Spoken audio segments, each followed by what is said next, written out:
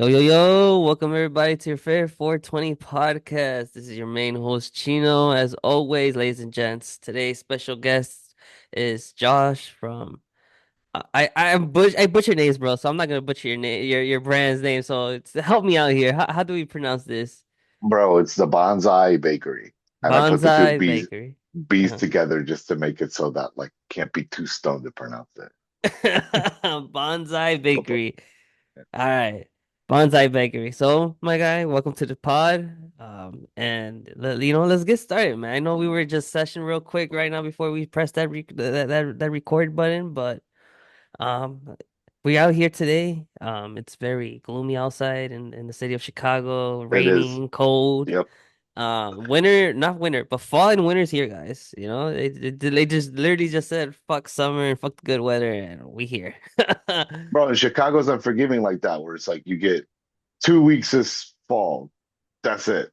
It's over. It's like freezing. It's hoodie season, man. So you gotta just, suck it up and enjoy it. I see you got the hoodie today, man. I gotta pop out with the hoodie to myself. So let's get cozy, man. Let's get comfy. Let's get high. I know you smoking on some J's today. Hmm. I'm dabbing on some what is it? Live resin. So let's get started on today's pod. Right on, man. So Thanks let's for tell having me to on. yeah, any for sure, my guy, for sure. So tell us a little bit about yourself, Josh. Tell us a little about you and your brand. Right on. So, like you said, my name's Josh Hernandez from the Bonsai Bakery, and we are the ornamental side of cannabis. So basically, we're breeding hemp for decoration so that we can look at it, smell it, versus having to smoke it because there's plenty of great smoke out there. And what used to be a practice of being able to keep cannabis as a houseplant, being able to use cannabis in your garden ornamentally has kind of fallen off because of all the prohibition. And as normalization really kind of gets closer and closer, it's pretty obvious that this plant is going to be pretty popular as an ornamental plant because of how plant lovers work. 40% of the people that come to our classes don't even consume cannabis in any way, shape, or form. No CBD oils, no edibles, no nothing. They're just plant crazy. And as a smoker, you know that there's like hundreds of varieties out here of cannabis. It looks different every time you look at a picture. So opening it up to people to enjoy in that way and become a new barrier, become the new entry to learning how to grow, where you don't have to spend, $3,000 in a professional kind of setup to grow like, 10 big plants. Now you could just start small. And even if you are growing in a medical capacity or for recreational, you can still have a lot of fun growing these plants ornamentally because they're a lot of fun to play with. They're like the instant gratification version of what bonsai is. We call it canna bonsai because in less than 6 months, you've got a beautiful centerpiece that will blow everybody's minds. And if you are using our varietals, if you're using our genetics, we're breeding for very sweet smells. We're breeding for to make sure that the room doesn't end up with like, your skunky or your gassy terps that we like to smoke. Hmm. I don't want that in my living room. I want lavender. I want sugary smells. I want like that really like, whoa, that's like mango. What is that? When you enter a grow room and there's a bunch of blue dream and that kind of stuff. So that's basically a little intro to what we're doing. This is literally our anniversary is this month, October.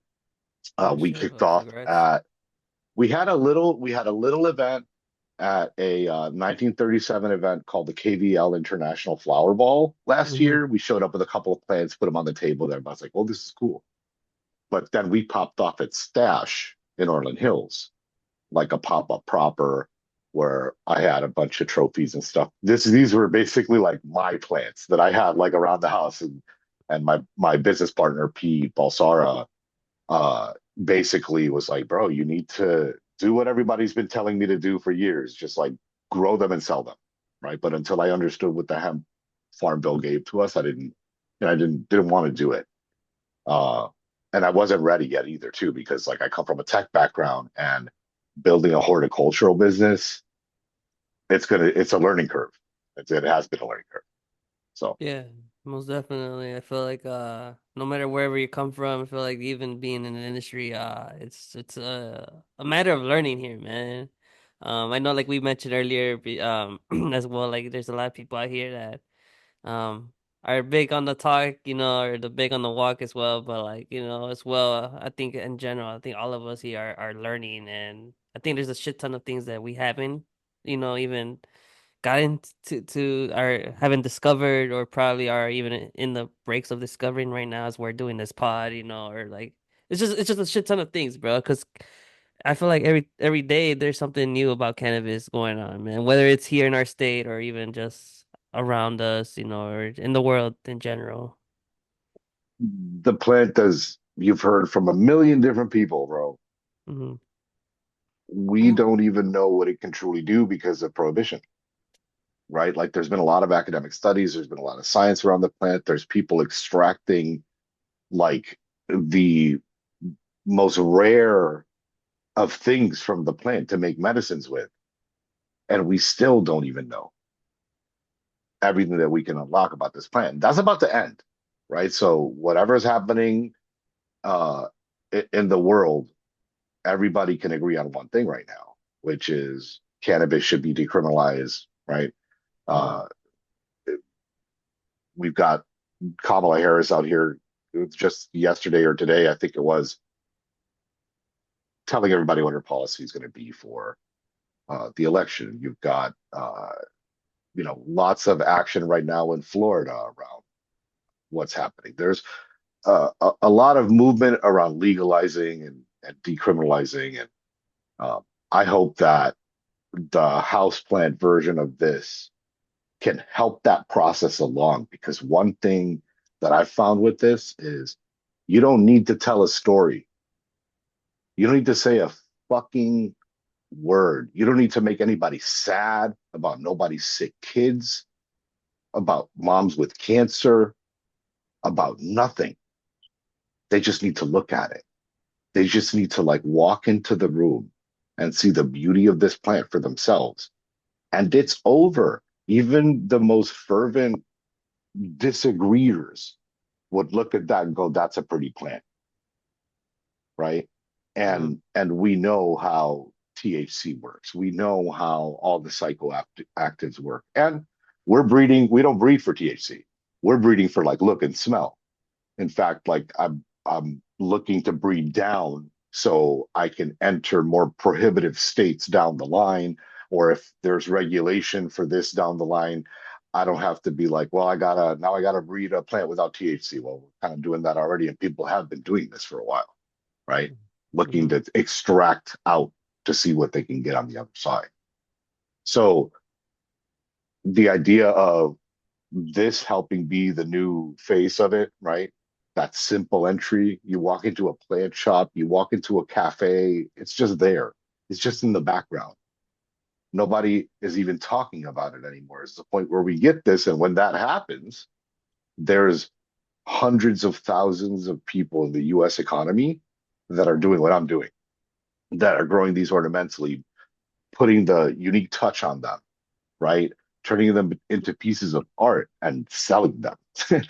Yeah. To people who want like an exquisite centerpiece on their table, or who have like we did last night at the Chicago Fashion Week show, which is the first time the Chicago Fashion Week has been back in Chicago in 13 years, which is dope as hell.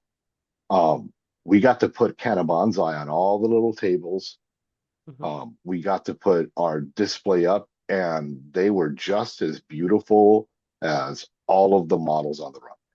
They were getting just as many looks and just as much wows as was what was happening on that runway.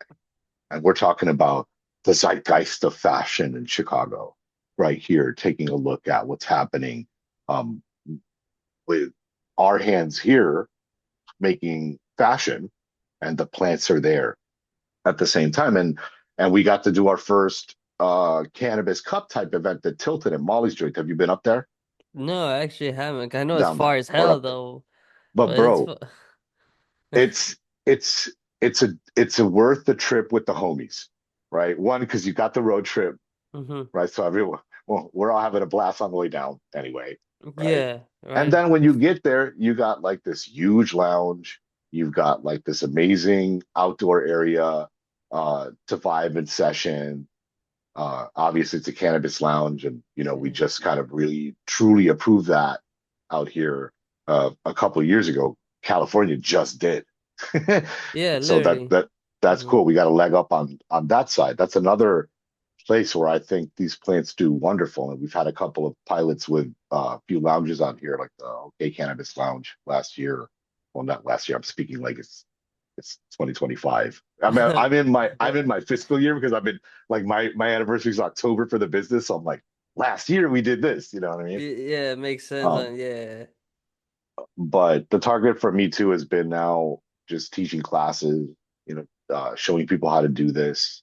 hmm Because eventually we're going to go from a few hundred plants a month to thousands of plants a month, and not because it's a hands-on type of thing. It's more like a kitchen. That's why I call us the bakers, hmm um, because it really is about like just making sure, like a pastry chef, like you've got certain techniques and certain things that you do, certain doughs, right? Like our soil is specifically formulated for the house plant environment, right? So when you think about it, you've been in grow rooms before, right? Obviously, you have. Yes, Well, I'm sorry, what was the question? you've seen grow rooms before. Oh, yeah, yes, I have. Yeah, Yeah, yeah. the humidity, like it's really intense. Your house ain't like that. You know what I mean? So we need to have to formulate the soil to make sure that the plants can live all the way to the end of their life cycle by just the plant parent adding water versus anything else. So So yeah, so we then like detail that here.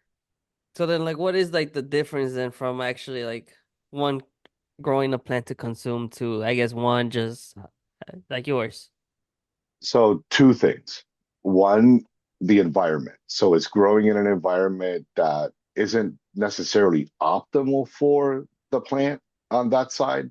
hmm If you're looking to consume it, right, you're not going to get the best quality product by having the plant in your dining room, right? The door opens, uh, bugs come in, the cats rub up against it. Like there's all sorts of things happening in a living environment versus the sealed environment of the grow room. So that is number one. Number two is the what I like to call uh, like late flower, right? And not late flower like we're about to cultivate it. No, this is late flower means like it's past cultivation point, right? So we're looking for milky trichomes with a couple of like, amber trichomes, and we're ready to chop the plant, dry it, cure it, smoke it, right? Consume it. hmm In ornamental, we're letting it grow all the way until it dies naturally, right? So we're going to take it all the way to the end.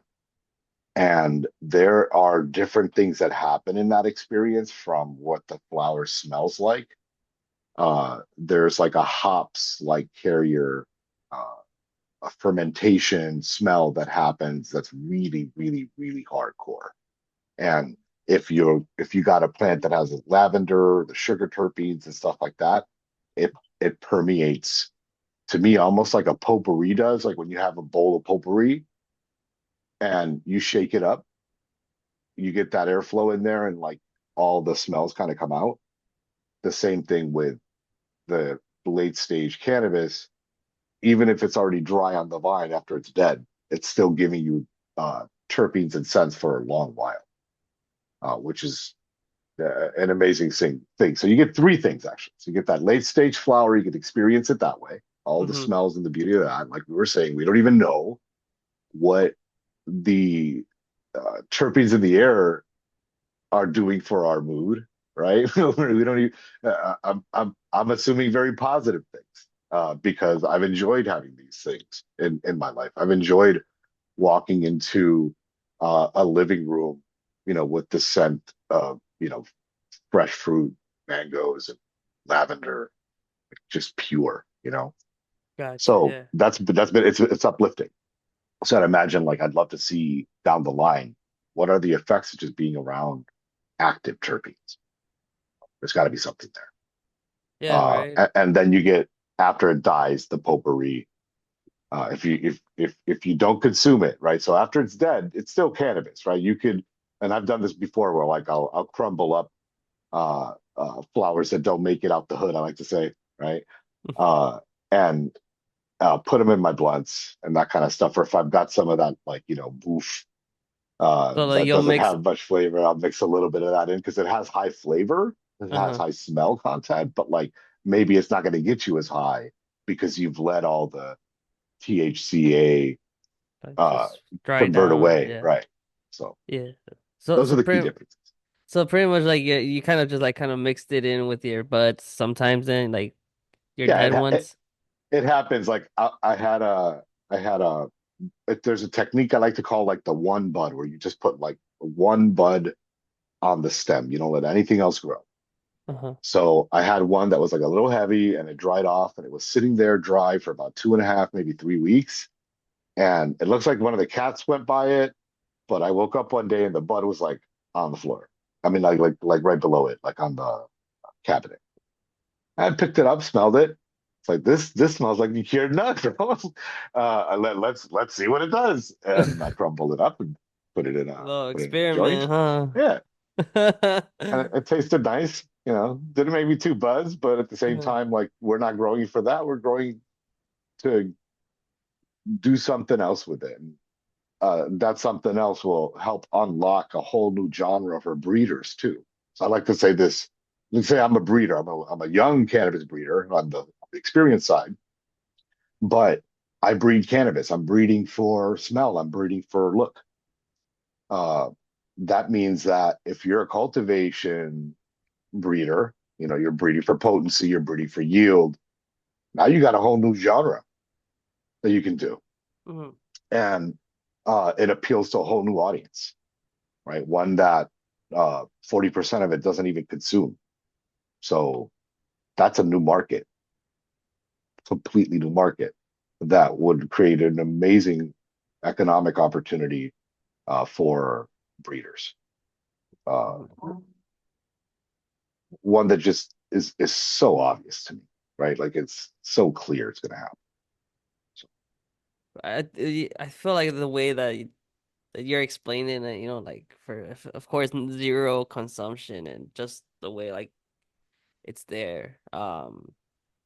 But like the way you mentioned too with these terpenes and like the aroma smells and all like just like how we have that terpene chart of like the effects. Like I'm sure even just by smelling it, you'll get some type of effect of it. Like you know like yeah, like for I don't know I don't know how to explain it, but like I don't know. It's look, just like I don't know. Go on. growers have this unfair advantage Uh-huh. that we get to smell the plant all the way through, even if we're smoking it all the way through. And there is something about that. So to me, that experience needs to be accessible to everyone. I feel like that At, could be like in a office job or something, you feel me? Like just walk in or something, you just see that. have you walked into like a floral arrangement just absolutely assaulting your senses, where it's like, wow, this smells like perfume? Like you're like walking, you're 10 feet away from it, and you can smell it, right? Yeah. And you're like, wow. You don't even, it makes you look. Like every single cannabis plant does that, Uh-huh. every single one. And when I think like when plant parents, when they start to understand what this is and what that is, it's it's it's gonna it's just gonna blow up because people want that. People want these like natural experiences. that uh gets their hands dirty, especially in this like time of AI and everybody's like, automating everything and what are we even doing with our hands? We're just scrolling through phones and whatever, right? Like, bro, plant some trees, grow some plants. You get familiar with that earth at that level, and it Mhm. just absolutely changes you. So yeah, man, I want everybody to have that grower experience in one way, shape, or form. And our goal, especially with our customers that are uh, the first time they bought a plant, this was their gateway plant. They're like, wait, I want this plant. I want to grow plants now. This is the first one. And what they're going to discover very quickly, just like I discovered, is, oh wow, I want to have tomatoes now. I grow potatoes now. I got ginger. I got green onions. I've been growing green onions forever, for like the last 3 years straight, just like a crop of green onions that I always have for my kitchen. I don't think I've bought any in forever. You know, so You get to that like came from learning how to grow cannabis. Right? It yeah. came from and I still do have like a medical. So I have a medical grow. And through that process, that experience of learning how to take care of myself, I discovered, you know, basically like horticulture, uh, connected a little bit close with farming because my family in Puerto Rico, they come from that background. Like my grandfather cultivated tobacco, Hmm. sugarcane, that kind of stuff. And our uncles had us go out to water their fucking plants that were a half mile down the field, hidden away from fucking everybody else. Uh, and then on the other hand, we had the aunts telling us that it was, the work of the devil to smoke the plant. Uncles would tell us to go water it. The aunts would tell us it was fucking bad. It's hilarious. So, always been exposed to that idea of growing. And I think everybody should try it out at least 3 times. Give yourself a couple of times to fail, right? Because that's how you learn. Walk into any plant shop right now and Hmm. ask the owner, how many plants have you killed? And they probably won't be able to answer you because that's why they're there. That's what got them there. Was Gotcha. their Yeah. ability to fail and learn how to really handle plants. I feel like by growing you get the appreciation of like nature itself of just, doing its own thing, like watching something grow that's just completely different from you, Yeah. like and it's fascinating because like I actually am hypothetically growing three. It Hmm. is my first time. So, just like watching them grow from like, you know, just like waking up and just looking at my backyard and seeing them, each day different little details. But, right now, like I'm at the flowering stage. I think like I'm like halfway there already. But like their smell, like I have one plant that smells like literally like blueberries, and it's Oh, nice. like I just love it, man. And it's like it's so nice, like I'm Like, like, why does this oh, smell like blueberries? It doesn't look like right. a blueberry at all. I'm like, dude, I tell my girl, I'm like, I don't even want to cut it, but I have to at one point, What? Because you're growing it for that purpose. yeah, that's the thing, yeah, Understood, right? And yeah, and and even at this level, uh, there's a purpose. It's getting to the end of flower. It's making sure that it expresses itself completely. That's cause that's a that's goals to have, man. so yeah, so I'm like, damn, like that's like that hurts me a little bit, but then I understand from where you're coming from too, cause like just within those three plants right now, man, my experience like. I want to start like yourself, like start a garden, like with fruits and vegetables. And you're not the only person that grows that has told me that they started to grow other things because, like it's something like I feel like you get a like some type of vibe with you and your plants. You feel me? Like something living. The girls call you to the garden. How many times did you wake up this summer thinking about the plants first? Every single time I started, because Right? I started since June. And Like that's what, it's and such ever an since uplifting call. yeah, like ever since that, I wake up, I look at it, like even like on my days off, when I got nothing to do at the house, like I just check it every hour, just 'cause, man. Like I know there's nothing wrong with them or anything, but it's just being Yeah. in there, like being in that little environment with them and outdoors, because I'm growing outdoors right now. But yeah, man, like Are it's they just are they autos? no, All right, so you should be done soon, yeah, actually. It's uh, October now. It's raining and shit. You got them covered up and stuff. no, not right now, no, because So they're like they what? need to water, They're, yeah. they're on the But wild. yeah, they're right now. Yeah, they're good though. I was actually checking on them before we started, so I was like, Nice. yeah. So and he actually had to tie one of the top, because it was kind of like bending down, but like still, I was like, you're almost there though. Stay I there. s- I set up the cage 2 weeks before flower. Uh-huh.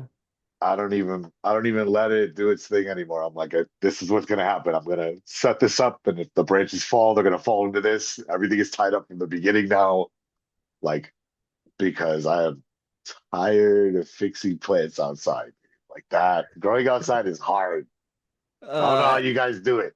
I don't know, I'm a, man. I actually like it though. I'm not gonna lie. Like I haven't grown inside. Like probably like after this first three plants are done, like fully out yeah. there. Like actually got I got a tent and I'm gonna set it up and all already. So I'm gonna see how that goes inside. But You got genetics. You got genetics. not right now. That's what I'm looking at right now though for to Then see what type of genetics to get some he- from. head over to Money Tree Genetics at 4107 West Irving Park Road. I heard of Those them are before. Yeah. those are our partners. So they're the reason we can be out here like with technically these clones. You know what I mean? Mm-hmm. Uh, and they've got like a wide variety of genetics available there at the shop. They're able to order any clone that's available to order. So anything you can think of, really. Um, and if they don't have the seeds that you're looking for, they'll probably be able to like mail them for you on that side, like for sure. Uh, really good folks, and like uh, you can get seeds at all sorts of different places, but this is the only place in Chicago that's dedicated completely to cannabis seeds, dude. And their dedication and knowledge is pretty extreme on that front. Like to be able to sit with these dudes, I sat with them like all spring, a little bit at the beginning of the summer, while I was doing a couple of different pilots and learning from these guys like directly. They've been breeding forever, dude. Like I can't even.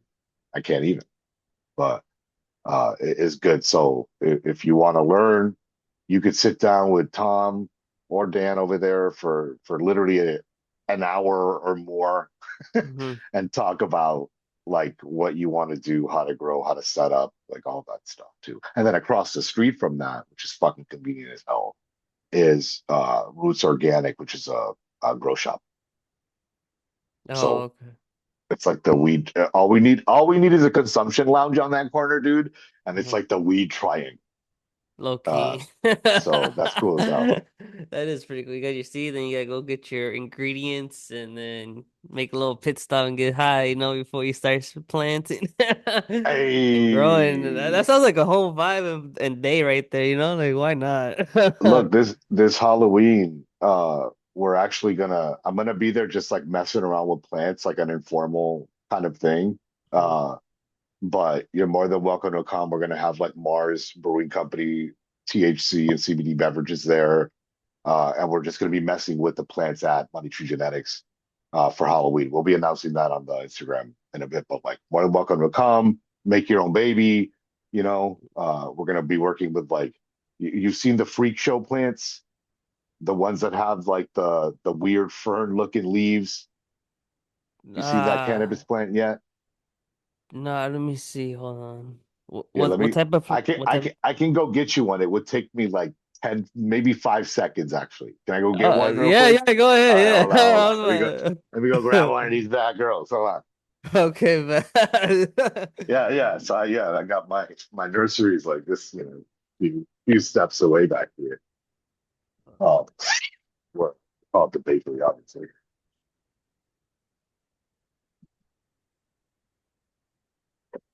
So this is a Oh. freak show, and I got this from Money Tree Genetics, and they got that from Humble Seed Company.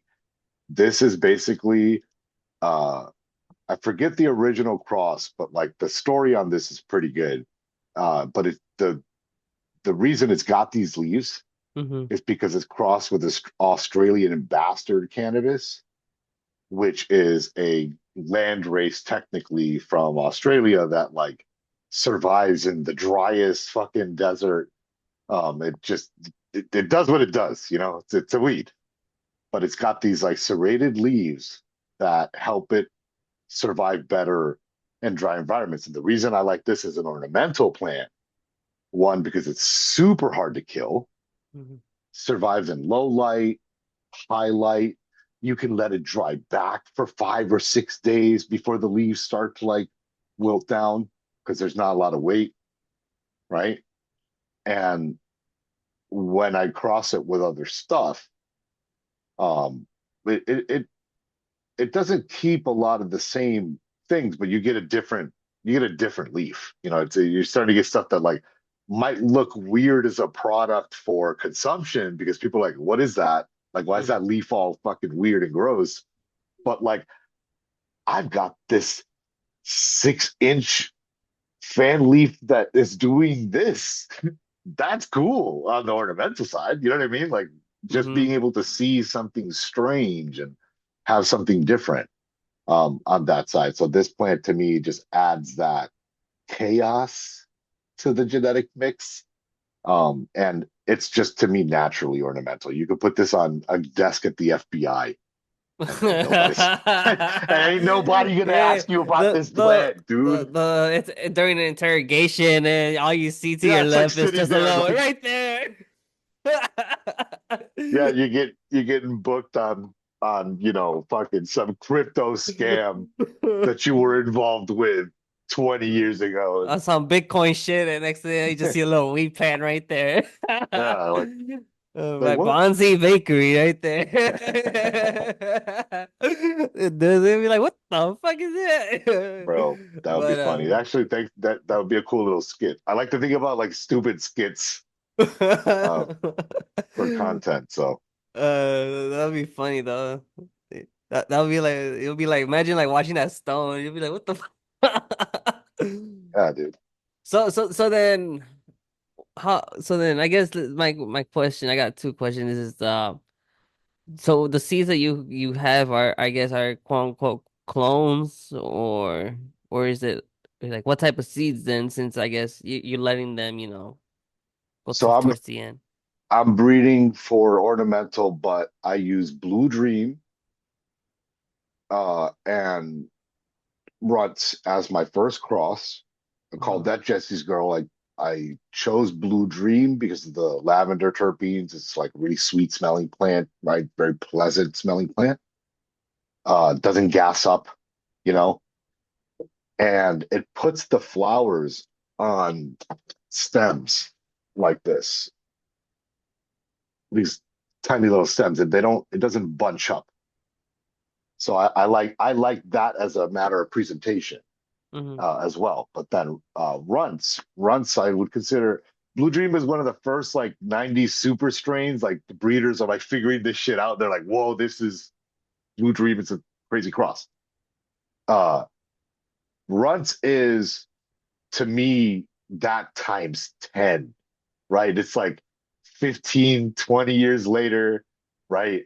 Like we've really figured out a lot about the plant, about breeding for trichomes, like just making things like really colorful, right? People fell in love with the perps. Hmm. And runts also was bred for pest resistance too, and like powdery mildew resistance. So they bred it with breeding in mind, with growing in mind. Uh, so to me, as a house plant, I want the I want those genetics automatically on our side because I want to make sure that the plant is as naturally resistant to the environment around it as possible. And that's why I chose those two strains to cross and call my first ornamental strain, which is Jesse's Girl. And I'm right now in my F2 version of that. Uh, I haven't feminized that. I'm going to feminize that towards the end of the winter here. And then I made my first autocross from that with Goat Genetics Midnight Auto. Um, Goat Genetics was one of the first genetics that I started buying it like just wherever I could find it first, and then I started ordering some online. Mm-hmm. But I would do this with them almost exclusively, and then But Brother Mendel's genetics as well.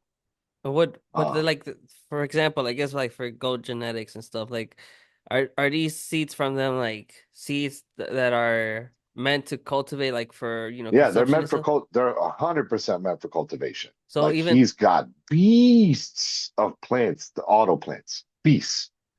so even like what about yours then? Are your seeds still considered consumptionable or not at Yeah, all? you could take the Jesse's Girl and put it in a medical grow Mm-hmm. and like get, you know, I tested it at 24, 26% um on that side when you grow for cultivation. Uh it's still cannabis, right? It's just Mm-hmm. how you grow it to get that end product, what you're growing for. But with the goat genetics added to our side, one, probably some of the most robust autos out there. He really works hard. And man, I've popped probably about 800 different autos from hundreds and hundreds of breeders. And Goat and Brother Mendels are like top,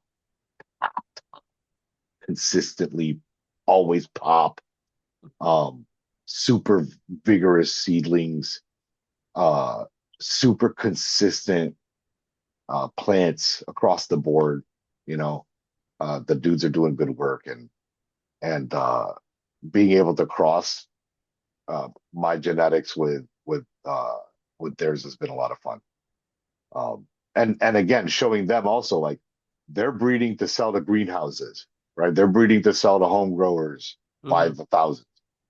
Now they got a whole new market, right? Now they can go, they can have like the grow me stuff, the cherry cunts, hard name stuff. Yeah, yeah, yeah, yeah. And then we can have like, the wedding bells or, like that kind of like more softer stuff that appeals now to the rest of the market and really normalize. So that's been a lot of fun. But yeah, they're cannabis, right? So on our side, we're just growing it in a completely different way and using it in a Uh-huh. completely different way, right? So, Versus the greenhouse.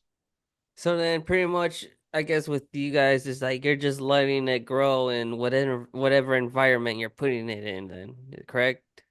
That's right. And Okay. and it's meant to be low barrier, right? Like, yeah, you're going to care about your plant. You got to learn about how to take care of plants and stuff like that, no matter what kind of plant you get. Mm-hmm. But you're already growing outside. You've met a lot of growers. It's a lot of work, right? To Yeah. grow really good. Oh, I like to say this, and this comes from like making video games from the past. It's easy to learn, really easy to learn, actually. It's really hard to master, right? And I think that that's what makes it stupid fucking cool. And it's what makes it really attractive to people. And it's why the minute you get somebody growing just a couple of plants, no matter what level, good or bad, you got to grow it for life. Because it's just got that fun. I need to get better at this aspect that like video games have, and you know, it's one of the more fun skills to acquire, I guess. Yeah, like So, you said, kind of like getting your hands dirty. Cause like when was the last time we ever thought like you were actually getting your hands dirty? You know, like by that like playing on the dirt or like yo, actually being physical. You feel me? the Like kids are not saying touch grass, bro. Fucking literally, bro. and like I said, like you get like I guess an aspect and appreciation of like nature itself. Like of growth. Like damn, that's a living thing. Like. Yeah, yeah, yeah. It's not just us. It's not just That's like my the baby. city and shit. It's not just like the phones and like. But yeah, man. Like you said, like every time I wake up, fucking think of the plants. How they doing? Are they all right? Um. So yeah, so they actually have taken a little big part of my life now, of my daily life routines. You feel me? Like Good. I can't go to sleep without knowing I didn't check on my plants. Bro, your endocannabinoid system is calling you to work. It's like, hey, come Yeah, on. You yeah. figured it out. You figured it out. That's what it is. This is what we want. Give it to us. Uh, so yeah, man. So now I'm like, I'm eager to continue to grow, man. So I'm just waiting, man. Now, so but for so again, so this been what? It's been 3 years since Bonsai Bakery. I started Bonsai Bakery a year ago A this year month. ago. Okay. So we're on an Okay. anniversary now on that side. But the idea of ornamental as a genre, I've been messing around with since like just right before the pandemic started. Really started thinking about it when I visited a cousin of mine. Well, I was there for family reasons in Puerto Rico, and Mm-hmm. he's like a black market grower from like the 80s and 90s. This guy, uh, 90s, I'm sorry, and he would basically break his plants down to the ground so that they wouldn't be seen as the normal bush. They wouldn't be able to figure them out from helicopters if they're flying over. Gotcha. Okay. So in his a house, he had a couple of plants that he had just basically like decorated around vases, like broke the vines down, like made cool like art pieces with it. And I remember telling this dude like it was yesterday. I was like, "But bro, you just need to do that. Like that right there is gonna make you way more money than a pound of boof, right? That you're selling to the guys that you're selling to, Mm-hmm. because they can only buy one of those. And all these guys like to flex, bro. They like to have the coolest shit. Like, when the bros come over, they want to have like the coolest car, the coolest dinner, the coolest fucking people around, the Mm-hmm. coolest plants too. So if you can give them something that is presentable, right? Uh, in a creative format, man, they're gonna pay you serious money for it. Because at that point I already did know about like, bonsais. The market for that is incredible, right? It's $1 billion business. Just the idea of people messing around with trees for the rest of their lives. Mm-hmm. It's a super popular hobby, especially in retirement. But this is instant gratification bonsai, right? I can shape it in 3 weeks and let it flower over the course of the next 2.5, 3 months, and it's a fucking art piece, and everybody's blown away by it. I can't wait to do the next one. Mm-hmm. So that's basically like what we're looking at there, just making that happen. So in total, like, what's the lifespan then? Since like you said, you mentioned you go all the way. So like in total, from like birth to death, let's put it like that. So if we're doing like an auto experience, right, Ruderalis, we've got a 4.5 to 6 month experience from Gotcha. seed to the end of the life. I like to present the plants in this format, which is about week 2, week 3 of flower, week 2 of flower, I think this one is, because it's from here that the best experience is coming from the plant. You're watching the plants bud, the buds grow, the smell's already coming off this right now. It's going to be right in the face. Um, and What does that one smell like? So this is like very blueberry, very sugary kind of Okay. terpenes. Oh, okay. And like I don't know if if you've been taught how to smell the plants yet, but basically like it's not just with your nose because you're just smelling one dimension of the plant, right? You're also getting all the stems and you're getting all the humulene from the actual like green parts and everything else that's happening, even the soil. You take a little bit of trichomes and you gently put them on your fingers Do you like rub it together? and you rub it together to warm up the oils. And that's how you smell the full spectrum of what's available on that cannabis plant. So yeah, blueberry, a little bit of lavender, right? Wow. That's pretty much it. That sounds Very, amazing to very blue smell. dream. And then sometimes depending on the plant itself, right? Mm-hmm. Since I'm popping them from seeds, I'll do clones, but that's for a certain look, right? That I want. Or if I'm doing little tiny like potted house plants, like just where I'm not affecting too much what's happening here. I just want little plant, right? I'll use clones for that kind of stuff.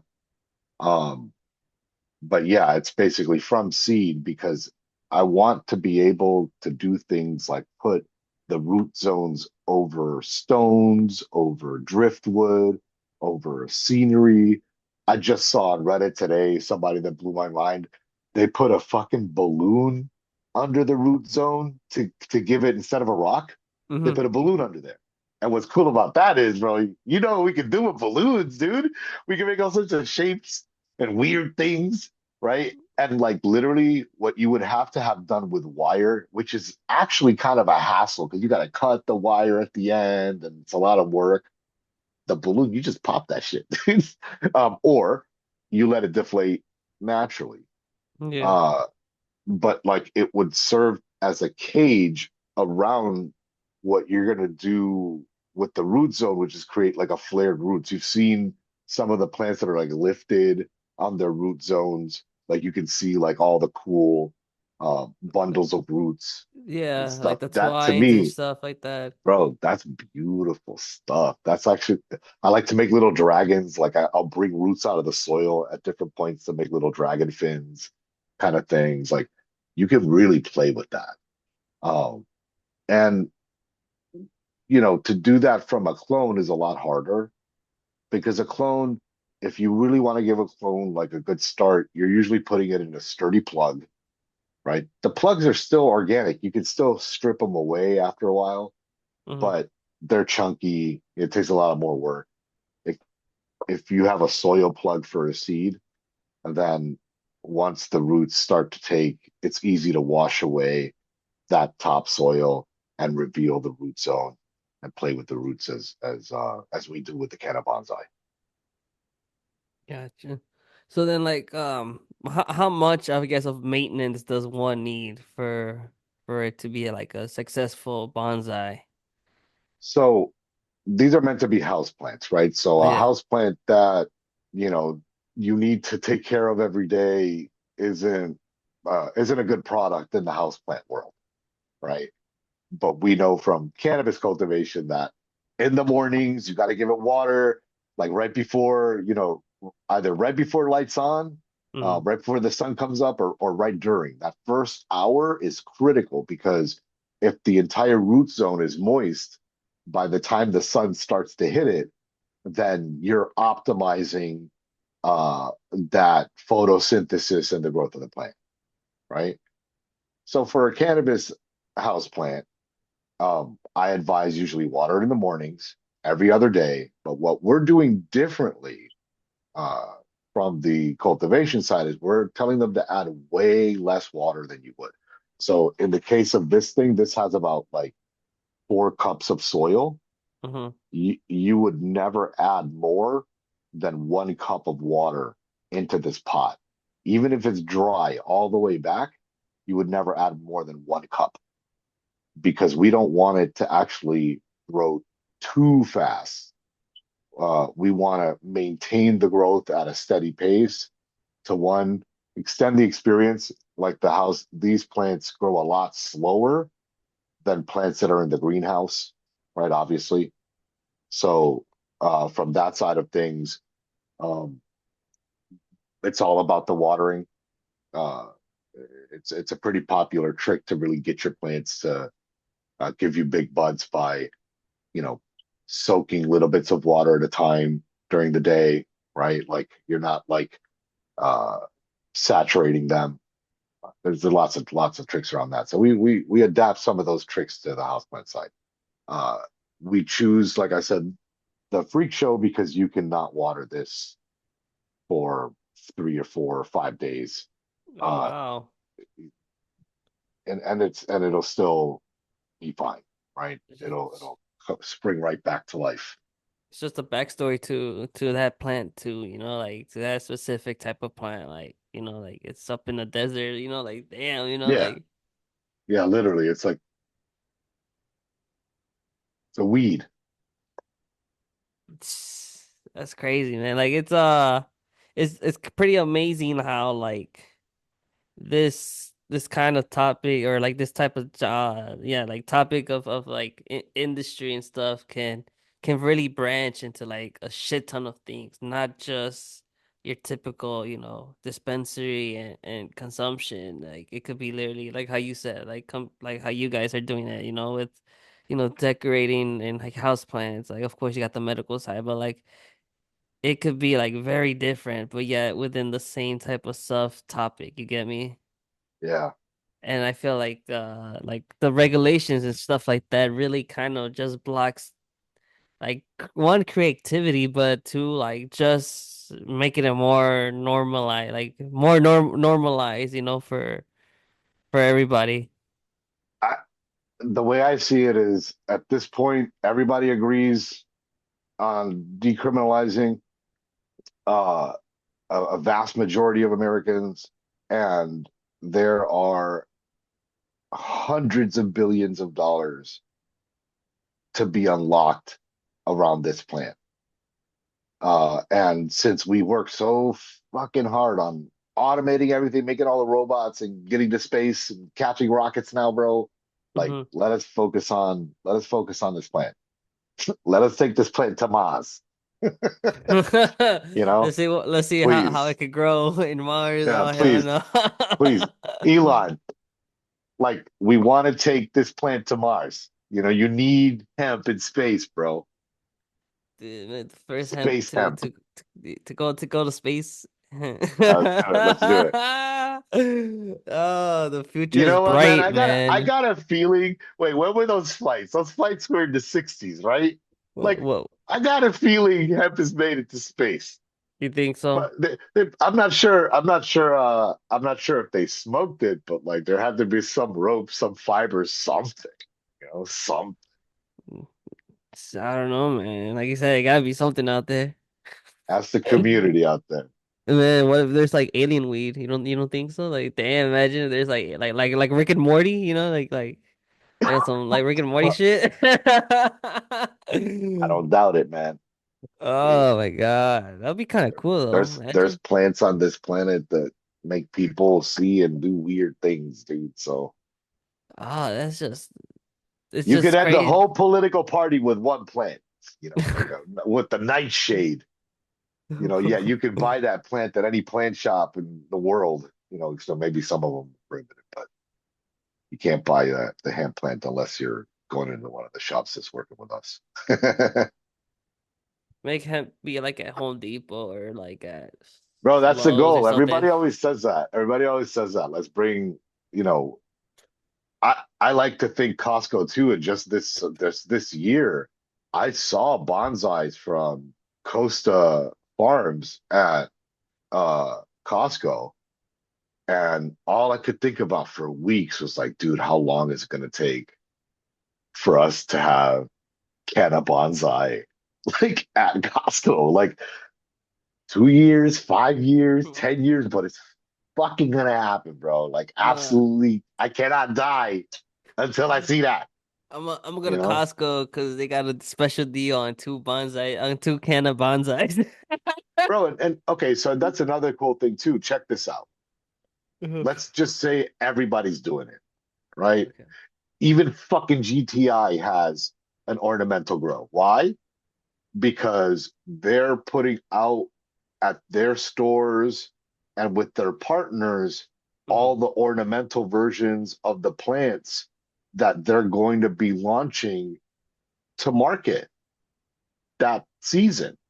Mhm. So the people get to fall in love with the smells and the look, maybe even get like, a booth preview of what it is that they're putting out.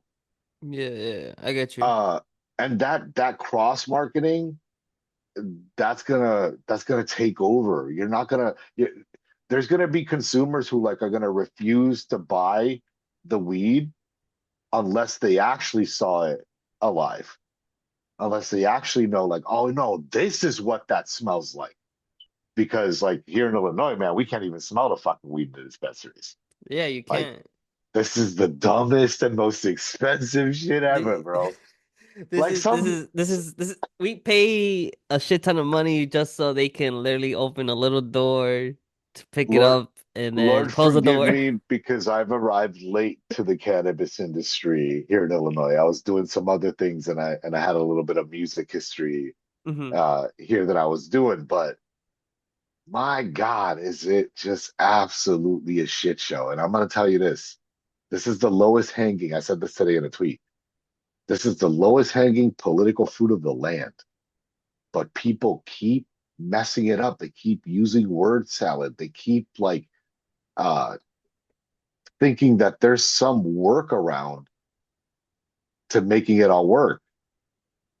They gotta deregulate, decriminalize. It's the only way to really make a true equitable situation and open the floodgates. If you want to truly decriminalize, then take what the Farm Bill has done, make it the law of the land, don't fight it, and and make it at the federal level so the states can't get in the way of that economy because of politics or whatever it is that their decisions are. The children, they're always worried about the kids. But then They're again, always like the worried about the kids, kids. yeah, but like I was talking to another person on a pod, and it was Parents need to provide for the kids. right. But then again, it's like now we're making these as a jobs, and next thing you know, your kids are gonna end up gonna like your let's look for like for example, like your grandkids are gonna see your kids go to work, and that work may be at a cultivation center, it might be at a dispensary, it might be something that gets to do with cannabis. But then again, that's job, that's income right there. And I That's right. think I think a lot of people here are just I guess just too ignorant to I guess just realizing the fact to like this is a huge like gate, for opportunities, like economically, um, like financially, like it's just like a Everything. shit ton. Yeah, everything, bro. Like and that or even if it can never get to that decriminalized stage, let the regulations get lower, like I I think that we should then protest with action. If decriminalization isn't here, I know that I do it every day, right? Like I am absolutely growing these plants for decorative reasons. Uh, there's people that would think that this is a crime, and I challenge them. I'm out here absolutely challenging the status quo because I think that if we show it and if we lead by example, show the industry how to do it responsibly, show the states that the revenue they can make by creating new licenses, by creating new opportunities, literally using decades of creating startups and being able to put together things to lead the charge on an association that will help take this to the level that is acceptable around the world.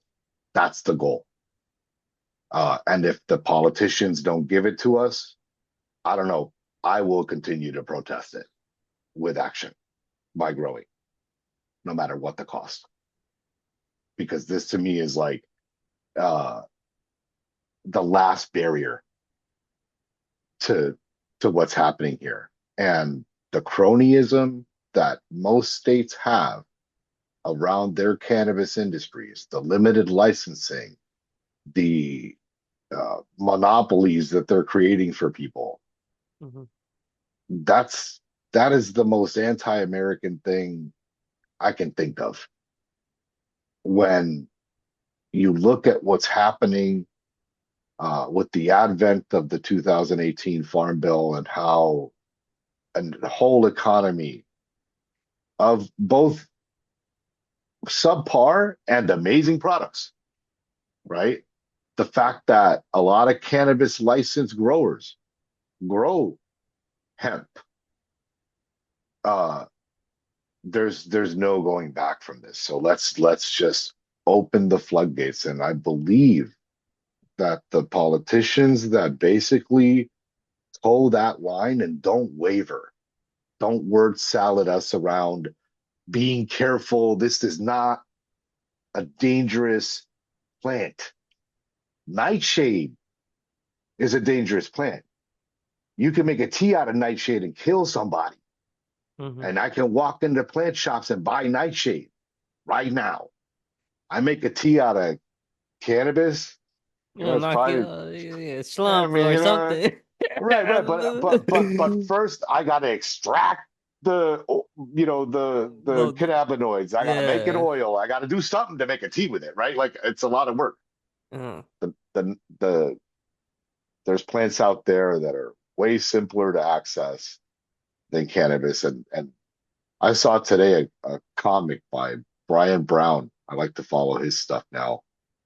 Uh, there's an aura of criminality around buying weed at a dispensary. Show your ID. There's fucking cameras everywhere. You know, like how expensive it is for these entrepreneurs to put up a dispensary. You know how expensive the state has made that just to run that shit?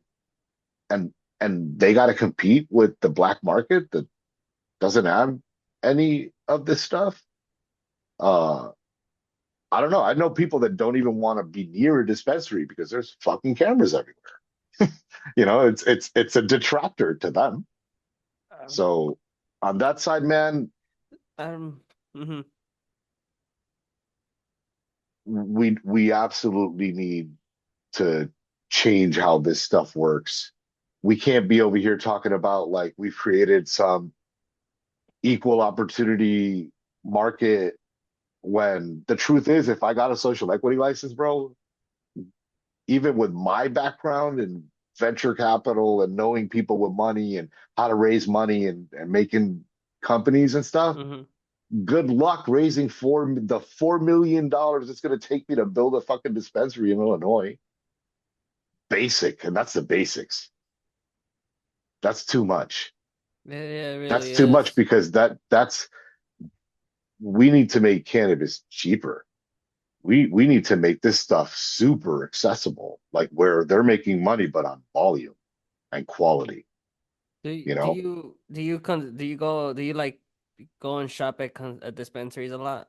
Yeah, I got Starbucks here in Riverside. Oh, okay. It's near Oak Park, and then Parkway dispensary just opened up in In Forest Park near Oakford. me. Yeah, yeah, yeah. On Yeah, Madison. so yeah. I'm actually like I was gonna go visit them tomorrow. Oh yeah, you are. Actually, yeah, I got near by me. It's Starbucks on Riverside too, and So we're close by, bro. We gotta hang yeah, we out and do are. a real sesh, bro. Yeah, hell yeah, most definitely, man. Yeah. But Bro, those 93 boys, Canagars, my boy Mario, who's one of the partners, the guy who shows up in the videos as well, uh-huh. on Instagram. Bro, he is obsessed with those 93 boys, Canagars, like the the ones with the keef on the outside. Yeah, yeah, Like like the pre-roll. you gotta poke a hole through the middle of it just to smoke it. It's got the glass tip. A pre-roll, Takes no, like a heavy pre-roll. as hell. Yeah, it's pre-roll.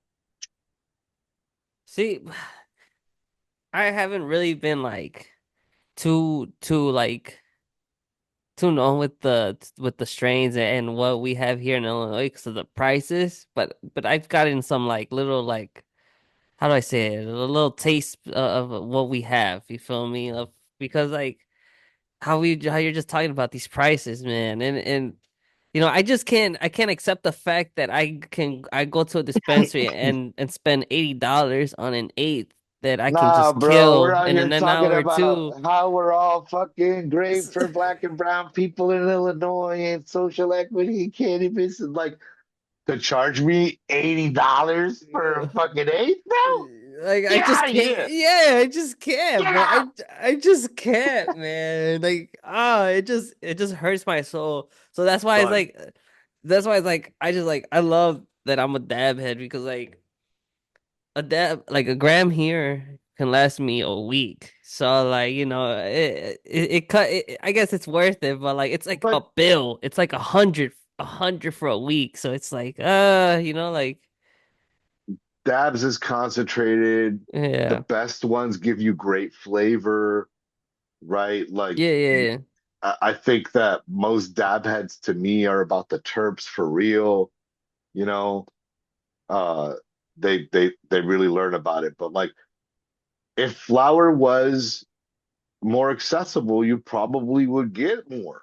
You know, you probably would get some. I don't see, I see people making this decision where, hey, all right, I dab Hmm. because it is an economical decision, right? Yeah, it's fun, it tastes great, there's quality very gradients there too, but they're actually making the choice because of like economics. That's ridiculous, man.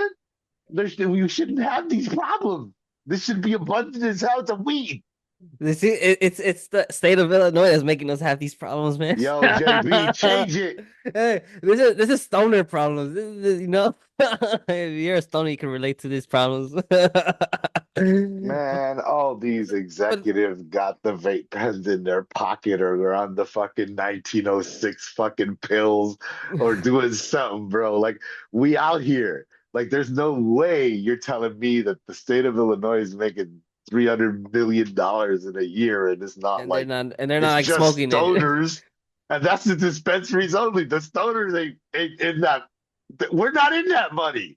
You No, know, like we're a small percentage of that money. We're still getting where it where from, where will make our where best growers. where will make the sense on their check bill? Where that sense? Where Yeah, whatever sense that makes. they haven't even gotten to the stoners yet, guys. They don't even know yet. They don't even But know the real market out here because they're so damn expensive.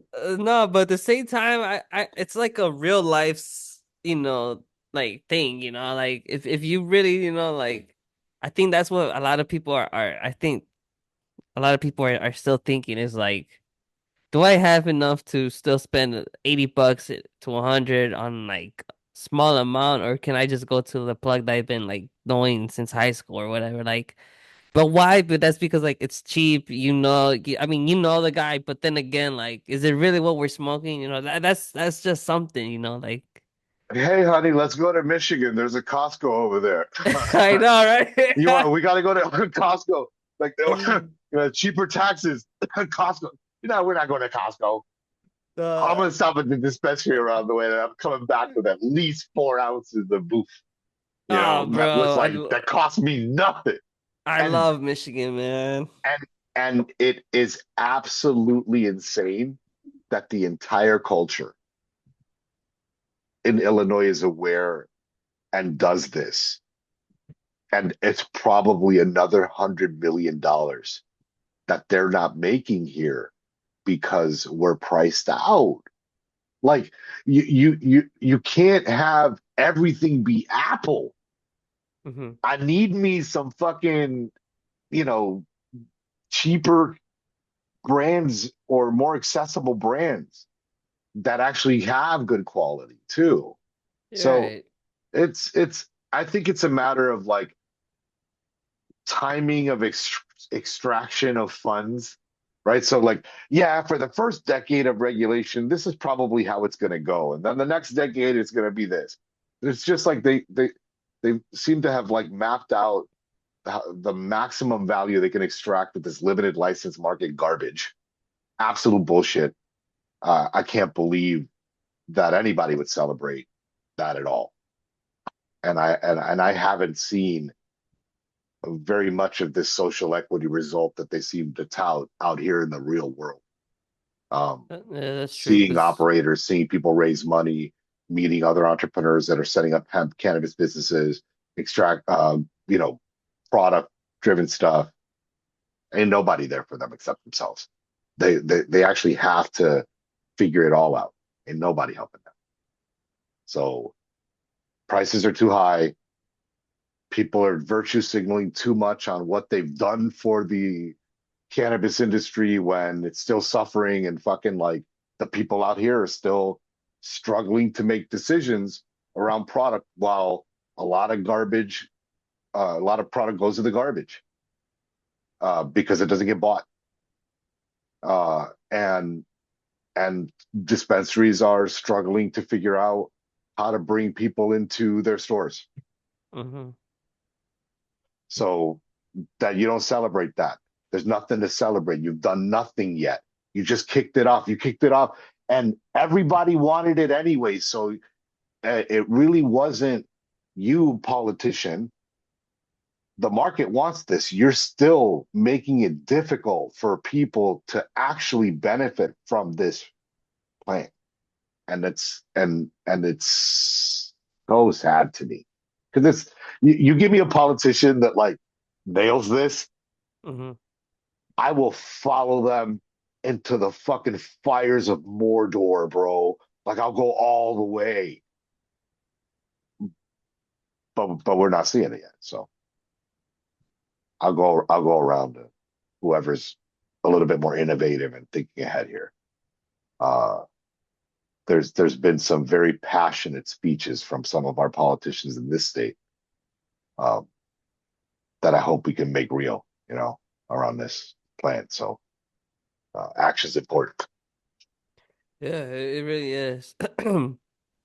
I know it's in. I know here in the state of Illinois there has to be another major change. With everything that's going on with the laws, with everything, man. Medical side, recreational side, like it's pretty kind of crazy how they kind of took away the It's a mess. recreational people to grow in their own house, which is like, come on, man, like. Only because your ass, be taxing on prices doesn't mean like we have the fault that we can't just like save a little money and make our own, grow our own shit. You feel me? Right. I mean, to think that home grow is a threat to the bottom line is to think in pennies, right? And like that's just not where we're at right now. Uh, we don't need to be thinking 40 years ahead. You're trying to extract every penny out of your business. Take the blessing hmm that you have and the products that you're making, make them the best that there are that they could be, and don't worry about what everybody else is doing because you're attracting these customers on the quality of your product. They'll come time and time again. Bro, I will pay an absolute stupid amount of extra money for really amazing product. Computers, cars, houses, weed, everything. Concert, a dinner. So be that. Be that. Stop trying to nickel and dime the idea of fucking home grow taking out an, an an additional $35 a year of potential revenue from a customer that lives down the street from you, bro. That's sad. You fucking me for $35. Stop it. I'm sorry, but that shit was funny to me right now. My bad, but damn, but that's facts though. Like you kind of are fucking us up. Like you're fucking your own Yeah. people up, man. Where, like you said, next door Yo, neighbor, what Michigan's. would be dope. I'm sorry to interrupt. Sorry to interrupt. You're I was good. thinking about this the other day because like especially the the dispensaries that have consumption lounges. hmm should have weekly us versus them fucking competitions, bro. Where it's like the home growers come in, put out their stuff, Hmm. then we bring out like all of the brands, put them on the table, everybody's smoking, and the locals are judging. What's happening is the product's supposedly changing, on a at least a 6 week product cycle basis. Hmm. So this to me is a no brainer activity to have. What And it what's also like would be cool is sorry is that is that what if like we were to get to a point where like let's say like like those home growers got their little like time zone and whatever, and like you said they got to, you know, people get to taste them or whatever, like that could like give them like two like an option to either, you know, get a position for their brand to be legit, you know, up on the set shelves, or like how you said, since it's a six week cycle, what if like once in a blue moon or whatever, like the winner or whatever gets to be on the menu, you know, like, you know, like bro, help a mom and pop shop, you feel me? Like come on, like now that would bring people into your dispensary, that would be pretty cool though. you know? Mm-hmm. And you know what? It would sell other product outside of what that cultivator could bring, because that's just the nature of shopping. It's Yeah. get them into the store for something that they want. Um, and the sales work around that desire. And if you're telling me that I can go and buy, you know, the newest shit from the hottest grower, uh, that and there's only a pound of it, there's gonna be a line around the door, and you can only buy quarters. There'll be a line around the door. Mm-hmm. Like this type of energy can only be brought at that local fresh level, and that's a whole new market space that the current market doesn't. It's not ready for that. It's not set up for that at all. It's a disaster. It's like, everything on lockdown. You can't have plants in the dispensaries. You can't have seeds at a dispensary. Like, what? You can't smell the weed. Like, No, you can't see the what? weed. Bro, get You got out of you just here. gotta pay. Just gotta pay, and then whatever you get, that's it. You can't return it. You can't do anything but smoke it. So you JB Pritzker, I'm better gonna hope tell it you gets you right high, now, man. my guy, these dispensaries, they got their hands tied. They can't even fucking provide a good experience if they tried right now. It's all sizzle because we can't see, smell, or taste this shit until we get out of the store. What's Right. the point of that? When around the United States, there's examples of like how to do this good. So, So or I better. know. So I know. Before we wrap it up and all, my guy, I know you also were at a festival. It was Oh that was yeah. here. So how was that? How was that for you? Like. So that was the North Coast Music Festival that we did in partnership with Soul Care Rituals, which is a hemp brand here in Illinois run by Marisol, uh, and El Colectivo, which is another hemp brand Mhm. out here. This was the first time Spliff Society was out there too. Yeah. Growworks was out there too. This was the first time at a major electronic music festival that like there was like hemp on campus, right? And we actually got to show off the flowers. And I thought like the whole time we were presented this opportunity, I was like, this is going to be more of an expo. We're just going to show off the plants. We're going to be a vibe for people to come see, and like you buy the weed, take some Mhm. dabs, stuff like that. We sold dozens and dozens and dozens and dozens of plants. Uh, we had a whole nursery in the back of plants in bags for the people who were out raving. Mhm. And then when they were ready to go home, they come and pick their baby up, take it home. we had this amazing moment where we were giving out some of the plants that we use to bonsai, but they were in their cups pre-bonsai, like just straight up, like really imagine a really long clone, like a totem, but it's like literally like almost 2.5 feet tall, just the one Wow, bud like up just here. already formed and all. Like wow. Yeah, just like one, but Uh-huh.